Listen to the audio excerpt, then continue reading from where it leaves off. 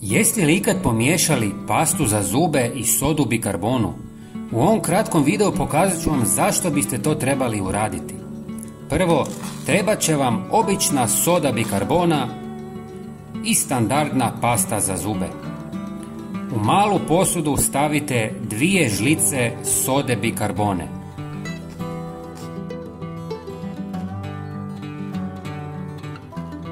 A zatim dodajte pola žlice kuhinjske soli. Sljedeći sastojak je nekoliko centimetara paste za zube.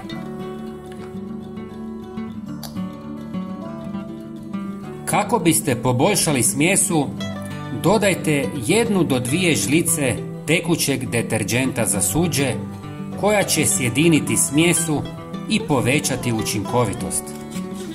Dobro promiješajte nekoliko minuta dok ne postane homogena. Sigurno se pitate čemu ovo služi. Sada ću vam objasniti, ali prije toga, ako ste prvi put ovdje, obavezno se pretplatite jer je to potpuno besplatno.